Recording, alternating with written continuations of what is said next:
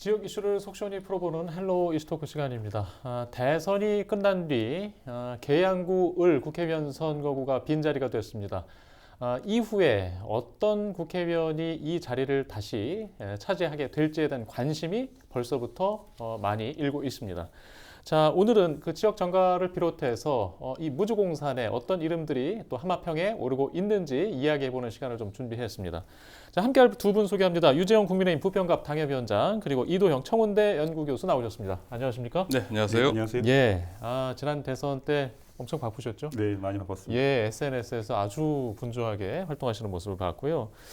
자, 오늘 좀 저희가 일상으로 돌아왔는데 지방선거가 1년여 앞으로 왔는데 동시에 계양구 을도 재보궐을 치르게 됩니다. 자, 일단 대선 좀 시간이 지나긴 했는데 결과를 보면 이재명 당선 득표율이 과반을 넘었죠, 인천에서. 자, 예. 이 이야기를 좀 정리해 보고 갈까요? 예. 인천 이재명 대통령의 득표율 과반수를 넘었는데요. 근데 예전부터 인천의 민심에 풍요한 게 뭐 바로미터라는 얘기가 있지 않았었습니까? 인천의 득표율이 전국 평균 득표율하고 같은 양상을 보였는데 이제는 더 이상 인천이 그런 모습을 보이지 않고 있는데요. 이재명 대통령이 전국 득표율 평균이 49% 초반으로 50%를 과반수를 넘지 못한 상황인데 인천은 50%도 경기도도 물론 50%를 넘겼습니다만은 이제 더 이상 인천의 민심이 좀 예전과 좀 다르다라고 볼 수 있을 것 같습니다. 특히 지난 20대 대선에서도 윤석열 전 대통령이 인천에는 졌거든요. 그렇지만 서울에서 4%포인트 차로 앞서면서 결국 대통령에 당선된 것처럼 더 이상 이제 인천의 득표율이 전국 평균 득표를 나타내지 않는다라고 볼 수가 있는데요. 이게 인천이 과거에 비해서 조금 더 진보 성향 쪽으로 조금 더 예. 기울지 않느냐라고 평가할 수 있을 것 같습니다. 물론 이재명 대통령이 지역구가 인천, 계양구, 을이었고요. 또 인천의 최초 대통령이다 뭐 이런 얘기가 있으면서 표가 좀 몰리는 점도 있을 수 있겠지만은 지금 인구 절벽, 인구 감소 시대에 다른 광역 지자체들 인구가 줄고 있지 않습니까? 인천이 좀 늘어나고 있는 추세 여기에 비추어서 좀 약간 인천이 전국 평균 득표율보다는 조금 더 진보 성향의 득표가 조금 몰리지 않나라고 볼 수 있을 것 같습니다. 예. 이번 대선에서는 뭐 지난 계엄 이후의 어떤 배경 탓이랄 수도 있는데 더 민주당의 우세 현상이 더 강하게 좀 체감이 됐을 것 같아요. 네. 그 위원장님도 어떻게 느끼셨습니까? 그 6월 3일 계엄이라는 말도 안 되는 상황이 이제 발생했고 또 탄핵 이슈에서 대통령이 구치소에서 넣었다 뺐다 막 하는 또 어지러운 상황도 또 발생했고 또 6개월간 탄핵 그 찬성이냐 반대냐 이거로 이제 보수가 이제 두동강이 나는 상황. 또 이게 대선 후보를 결정함에 있어서 저희가 그 야밤에 후보가 교체되는 사건까지 이렇게 여러 가지 상황이 있었는데요. 12월 3일부터 6월 3일까지 딱 6개월이더라고요. 계산해 보니까. 6개월 동안 정말 지옥 같은 시간이었다 이렇게 표현하는 게 좀 맞을 것 같고요. 대선을 치를 수 있을까 하는 의구심 때문에 저도 걱정을 굉장히 많이 했습니다. 근데 결과를 보면 전국 득표율이 79.4%, 이재명 후보님이 그 49.42%, 김문수 후보가 41%. 그러니까 결과적으로 보면은 프로테이지를 보면 한 8% 정도 차이가 나고 또 인천만 보면은 뭐 투표율이 70.7%인데 연수구가 그 인천 투표율을 넘어섰어요. 네. 80.8%로. 그리고 미추홀구가 74.5%로 가장 낮았고, 그 투표율만 보면은 진보 진영과 보수 진영이 다 집결했다. 저는 이렇게 80%면 국민의 거의가 예. 다 이제 투표를 했다고 보는데 그만큼 진보 보수가 다 집결을 했는데 이 투표를 보면서 좀 하나 아쉬운 거는 제가 그냥 개인적으로 봤을 때는 민주당에서 이 탄핵 정국에 앞에 말씀드렸던 이 국민의힘이 못했던 부분들을 반면 본다 그러면 적어도 55%에서 60% 정도는 전국적으로 나와줬어야 되는데도 불구하고 지금 8% 차이 전국적으로 봤을 때 8% 차이가 난다는 거는 제가 봐서는 그 민주당의 전략이나 또 후보에 대한 리스크라든가 뭐 여러 가지 상황에서 사법 리스크라든가 이런 것들을 봤을 때 여러 가지 상황에서 좀 많지 않은 좋지 않은 결과가 나오지 않았나 이렇게 좀 판단을 하고 있고요. 또 하나는 인천의 경우에는 뭐 이재명 후보 지역구가 이제 계양인 것도 있고 또 그 원내대표가 박찬대 원내대표가 연수구에 있기도 하고 또 대부분 의원들이 이제 중진 의원들로 이렇게 구성되어 있습니다. 뭐 초선 의원님들 몇 분 계시기는 하지만 이런 거로 봤을 때만 하더라도 그래도 인천에서는 51%를 넘은 건 이게 1987년도 대통령 직선제 이후에 개헌 이후에 민주당 후보로서는 최초로 인천에서 과반을 넘는 그런 유의미한 결과를 났다는 것에 대해서는 민주당에서는 또 한편으로는 박수칠 만하다 이렇게 평가를 예. 하고 있습니다. 예. 일단 총선이 아니라 대선.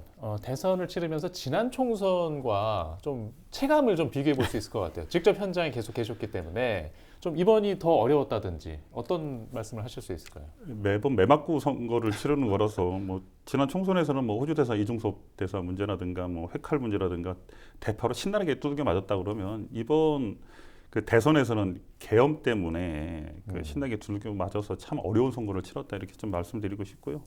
시민들 제가 이제 직접 이제 선거를 뛰었으니까 시민들을 보면은 분노 지수가 양쪽 다 굉장히 높으세요.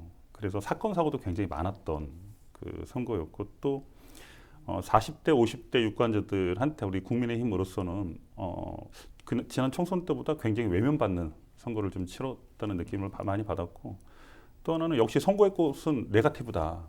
상당히 그 미디어전에서 네거티브가 심했던. 다만 이제 아쉬운 건 대선 후보들이 나와서 이제 대선을 치르면 그 공약이라는 게 있습니다. 그래서 그 공약의 지역적 기대감이라든가 이런 것들이 좀 묻어났어야 되는데 제가 선거를 치렀지만 저희 당 공약도 또 민주당 공약도 제가 알 수 있는 것들이 별로 없다. 이런 점에서 많이 아쉬웠던. 또 시민들도 이런 부분에 대해서 굉장히 많이들 아쉬워했습니다. 예, 알겠습니다. 일단 선거 결과를 보면 아까 뭐 인천은 과반을 넘은 것에 대한 상당한 의미 말씀하셨는데 계양을 지역만 보면 또 계양구만 보면 예. 훨씬 더 높았어요. 그렇죠. 예, 뭐 예상은 했습니다만은 그 55%가 일단 넘었어요. 예. 이 결과에 대해서도 좀 의미를 좀 보고 가야 되겠습니다. 예. 이게 뭐 계양구의 쏠림 현상이 뭐 심해졌냐 뭐 이렇게 물어볼 수가 있는데요. 쉽게 인천에 있는 군구에서 민주당세가 가장 강한 곳이 뭐 전통적으로 계양구 아니었겠습니까? 이런 모습 여실히 이번 대선에서도 보여줬다라고 평가할 수가 있습니다.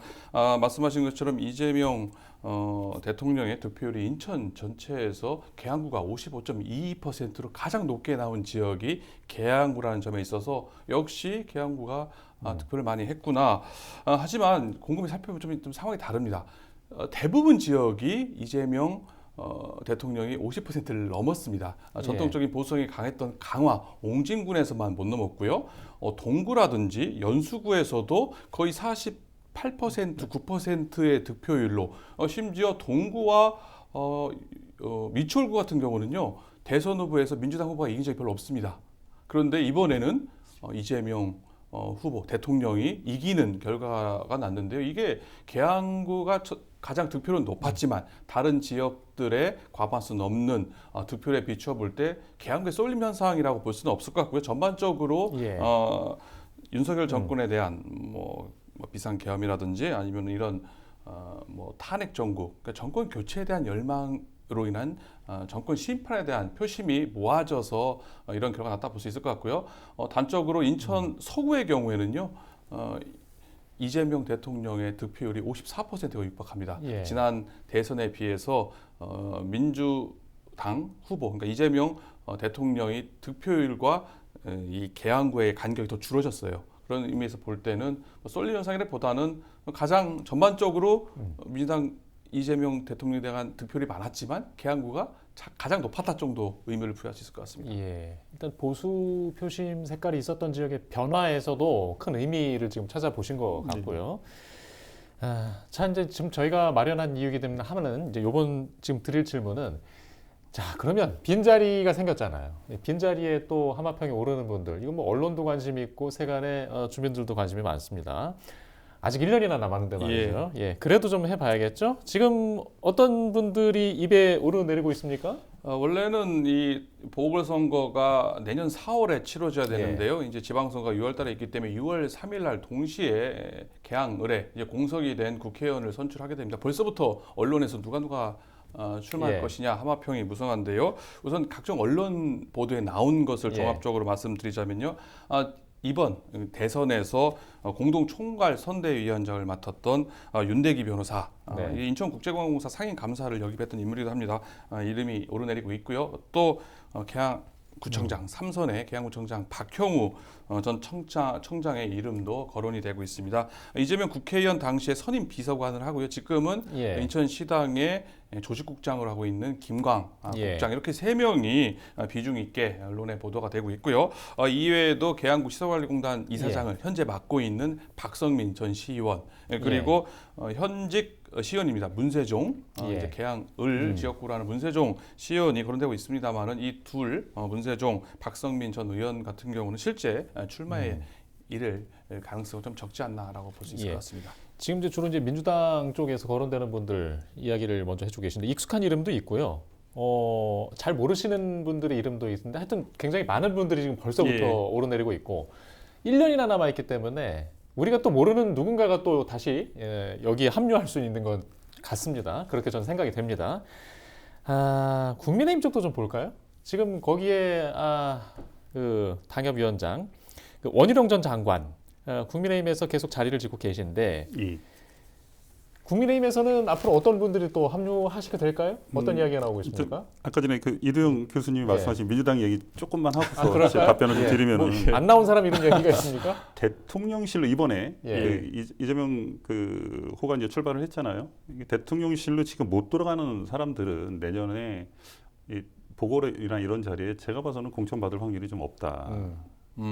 낮다라고 예. 보는 게 맞고 또 하나는 지난 총선에서도 공천을 못 받았는데 그죠? 지금 그 보궐이 생겨서 공천을 받는다? 저는 개인적으로 그렇게 생각하지 않습니다. 또 지금 이재명 후보가 어쨌든 대통령이 되기까지 여러 가지 과정들이 있잖아요. 예. 그 안에서 또 피치 못하게 그 의원직에 나가지 못했던 사람들 이런 사람들이 내려올 확률이 훨씬 더 많다. 그리고 개항이라는 어떤 그 특성이 있고 예. 또 그 지역만이 갖고 있는 어떤 그런 향토가 있기 때문에 제가 봐서는 뭐 지금 굳이 얘기한다고 하면 지금 소통비서관으로 들어간 그 김남국 전 의원이라든가 예. 아니면 사면복권이 된다고 그러면 이제 조국 지금 그 대표 요 정도 선에서 내려오지 않을까 또 의미가 있는 자리라서 차기 대선 후보 자리 정도로 내려꽂지 않을까라고 보지 지금의 지역에 계신 분들은 이렇게 이름이 많이 나오는 거 다 훌륭하신 분들인데도 불구하고 아마 지방선거 쪽으로 좀 많이 빼지 않을까 저는 이렇게 개인적으로 보고요. 질문하신 그 지금 우리 국민의힘에서는 계양 쪽의 후보 지금 지역위원장으로 갖고 있는 그 원희룡 장관님도 계시고 그 전에 그 당협위원장을 맡았던 윤영선 뭐 당협위원장도 계신데 뭐 1순위는 어쨌든 지역구를 갖고 계는 원희룡 장관님이 갖고 있는 거고 그 다음에는 이제 윤영선 의원님 이 정도를 갖고 있는데 민주당의 후보군이 누구냐에 따라서 저희도 맞춰내는 거고 또 이게 또 하나 우리가 잘 봐야 될 게 뭐냐면 런닝메이트예요. 결국에는 지금 그 인천시장 나올 사람과 계양에 나올 사람 그 다음에 교육감에 나올 사람들이 이렇게 삼박자가 맞춰가지고 후보를 내지 그냥 계양구에서 인지도나 지명도 이런 걸 갖고 내지는 않을 것 같다 이런 판단을 하고 있고요. 또 지금 현재 대선을 치르면서 이낙연 총리라든가 손학규 대표가 지금 넘어왔잖아요. 이쪽으로 김문수 후보를 지지했고 이런 분들도 사실은 나올 수 있다고 저는 봐요. 왜 그러냐면 계양에 누가 오냐에 따라서 이낙연 총리가 나올 수도 있고 그다음에 뭐 손학규 대표가 나올 수도 있고 우리가 이게 다 가설로 해서 지금 만들어내는 거잖아요. 정치라는 건 못할 게 없기 때문에 이런 가설도 좀 봐야 되지 않을까. 그리고 친명들 지금 들어가는 걸 보면은 비명 쪽은 지금 거의 다 못 들어가고 있잖아요. 앞으로 비명 쪽에 계신 분들이 어차피 이낙연 총리나 손학규 대표 쪽으로 몰릴 것이고 또 그런 작용들이 1년 안에 어떻게 벌어질지 우리가 유심히 또 관찰해야 되는 그런 부분이다 이렇게 말씀 좀 드리겠습니다. 저도 위원장님 말씀에 한 말씀 더 덧붙이자면요. 이게 대통령을 배출한 지역구란 상징성이 있거든요. 그리고 현에 있는 인사들에 대한 평판, 중량감이 지금 크지 않기 때문에 저도 중앙에서 영입 인사로 외부 인사를 영입할 가능성이 좀 크다라고 생각을 합니다. 지금 당 대표가 없는 상황 아니겠습니까? 지금 당 대표 선출해야 돼요. 그래서 7월 달이나 8월 경에 전대를 열어야 되는데 그때 이제 지금 지역위원회가 된 계양을에 대한 지역위원장을 이제 외부 영입사를 통해서 영입하고 준비한 다음에 다음 보궐선거에 준비하지 않을까 저도 이렇게 전망을 합니다. 지금 이제 방금 그 두 분의 얘기를 들으니까 지금 언론에서 얘기하고 있는 그 하마평보다도 제일 재밌는 것 같아요. 지금 벌써 이름이 뭐 조국, 이낙연, 손학규 뭐 다 나오고 있습니다. 지금 계양을이 이게 주민들한테 어떻게 보일지는 모르겠는데 이런 또 정치적 그 어떤 히스토리를 가져가는 곳이 좀 어떻게 느껴질지 모르겠습니다. 예, 일단 지방선거가 같이 치러지기 때문에 지금 거론되는 분들 중에 또 대다수는 자치단체장직에도 거론되는 또 그렇죠. 겹치는 그런 예. 부분이기도 당연하죠. 합니다. 예. 자, 지금 말씀하신 분들 함자 이외에 또 한 분이 있어요. 지금 김문수 전 장관. 이분도 개항을에 거론되고 있는 분인가요? 어떻게 보세요? 말하기 좋은 사람들이 그냥 떠드는 얘기고요. 제가 예. 봐서는 뭐 전혀 그럴 가능성은 없다. 다만 예. 당 대표에는 뭐 나갈 수 있는 환경은 예. 지금 만들어지고 있고 또 이게 저희가 보면 이래요. 지금 우리 당을 쇄신하고 저는 사실 김문수 후보나 지금 한동훈 대표나 이렇게 다시 당 대표로 들어온 거에 대해서는 사실 반대입니다. 예. 좀 더 중도 색깔을 갖고 있는 분들, 아까 전에 말씀드렸던 뭐 이낙연 총리라든가 손학규 대표 정도가 들어와서 우리 지금 국민의힘을 좀 안정화시키고 또 그동안 잘못됐던 것들을 당내 민주주의가 없어졌던 부분들을 다시 만들어내는 이런 가교 예. 역할을 좀 했으면 좋겠다라고 하는데 굳이 나온다 그러면 당대표 정도로 보고 있고 또 들어오셔서 본인이 뭘 한다기보다는 당을 정말 쇄신하고 예. 올바른 당으로 만들어 가는데 역할을 하는 거지 지금 보궐에 나와가지고 국회의원이 된다? 이분한테 이게 의미가 있을까? 예. 뭐 이런 생각들을 해봤고요. 제가 봐서는 거의 가능성은 제로다. 예. 이렇게 봅니다. 그러면 그 정치적 입지를 계속 유지하려는 의지는 지금 보이고 있잖아요. 예. 뭐 어떤 방향성을 또 볼 수 있을까요? 저도 위원장님 뜻과 좀 비슷합니다. 무엇보다 지금 김문수 후보가 당권 도전, 당 대표를 뭐 도전할 수 있겠죠. 그렇지만은 당 대표가 되지 않았을 경우에 아까 말한 뭐 보궐선거 얘기는 뭐 말할 필요도 없는 거고요. 예. 설령 당 대표, 그러니까는 뭐 한동훈 후보가 리턴 매치를 통해서 이겨가지고 당 대표가 된다 한들 당을 쇄신해야 되고 다음 지방선거를 진두지휘해야 할 대표가 보궐선거에 욕심을 부린다? 사실은 있을 수 없느냐고 보고요. 저 개인적으로도 아까 뭐 확률 0%라고 말씀하셨는데 이건 아니다라고 저는 생각을 합니다. 예. 한 분 더 지금 제가 생각나는데 소나무당 송영길 전 시장 아직 가능성이 있을까요? 두 분 어떻게 생각하세요? 다 지금 저희가 얘기하는 거는 조금 질문이 좀 애매할 수도 있는데 이게 사실 사면복권을 전제로 하고서 지금 다 얘기가 돼야 되잖아요. 그럼 네. 그렇다고 그러면 이거 사면을 할 거라고 지금 사회적 분위기가 이제 있다라는 걸로 보는데 저는 그 송영길 전 대표님을 다시 들어온다? 이게 저는 전혀 아니다. 이 카드 돌려먹기도 아니고 늦다 뺐다 하는 건 시민들이 봤을 때도 그렇고 이제는 고향이 고흥이시잖아요. 고흥 앞으로 가셔가지고 거기서 지금 연도를 보니까 63년생이시더라고요. 예. 아직도 기회는 좀 있으시니까 거기서 단체장이라든가 어떤 그 고향에 대한 어떤 역할들을 하셔야지 다시 인천이나 이쪽으로 들어오셔가지고 뭘 하시겠다 이런 생각들은 안 하시는 게 옳지 않을까 이렇게 봅니다. 제가 봐도 사실 송영길 전 대표의 개항을 출마설 사실 이거는 말이 되지 않는다라고 봅니다. 현재 지금 재판 중에 있고요. 지금 구속돼 있는 상태 아니겠습니까? 예. 그런 상황에서 사면 복구도 나중 문제고요. 이런 상황에서 예. 확정 판결이 없다고 하지만 과연 그 송영길 전 대표 물론 이제 이재명 대통령이 그 여기에 오게 된 어떻게 보면 신세진 관계라고 볼 수는 있는 거죠. 왜냐하면 서울시장 나가면서 지역구가 비게 되고 여기를 재보궐선거를 통해서 디딤돌로 이제 재선에 성공하고 대통령이 됐기 때문에 이런 얘기가 나오고 있는데 지금 현재 여건상 이거는 말이 안 되는 얘기다. 이거는 뭐 그냥 호사가들이 말이 좀 정도에 그치지 않나라고 생각합니다. 예, 알겠습니다. 마지막 질문입니다. 짧게 좀 그 내년 지방선거 또 재보궐 1년 남았는데 고민이 많으실 것 같아요. 우리 유정 위원장님 어떤 그 시간을 보내실 어떻게 수습해야 된다고 보세요? 일단 그 명태균 대표의 페이스북을 보면 거지왕이 되려면 그 먼저 거지가 돼야 된다. 이 말에 공감하고요. 일단 저희가 모든 걸 다 내려놔야죠. 그리고 당의 쇄신에 대한 부분들, 그러니까 박근혜 대통령이 예전에 했던 그 천막당사를 넘어서는 개혁과 혁신 없이는 내년 지방선거에서 필패다. 그러니까 지금 현재 중앙에서 일어나고 있는 당대표에 대한 문제, 뭐 비대위원장으로 갈지 당대표로 갈지 이런 문제들의 고리를 잘 풀지 않으면 정당이 살아남기 좀 어렵지 않냐 이렇게 판단하고 있고요. 또 그에 걸맞게 저희도 쇄신하고 또 지역에서 참된 모습들을 보여주고 또 그 계엄에 대한 부분들은 정확하게 사과할 건 사과하고 이렇게 좀 그 지방선거를 준비할 생각입니다. 예. 교수님도 마무리 발언. 뭐 기본적으로 민주당이 이번에 과반수 이상을 가지고 이재명 대통령 당선이 됐기 때문에 인천에서 지방선거는 다소 유리한 국면에 있다. 하지만은 1년이라는 기간 동안 얼마만큼 성과를 보여내지 금방 나올 수 있는 기간이 아니거든요. 이재명 대통령이 일머리를 가지고 민생 회복이라든지 뭐 정치 통합을 이뤄낸다면 모르겠지만 그게 쉽지가 않습니다. 1년 만에 이뤄내기가. 그러니까는 다소 유리하지만 다음 지방선거 49% 보수 진영의 득표율을 고려해 볼 때 민주당 입장에서 방심해서는 안 되는 내년 지방선거 아닐까 싶습니다.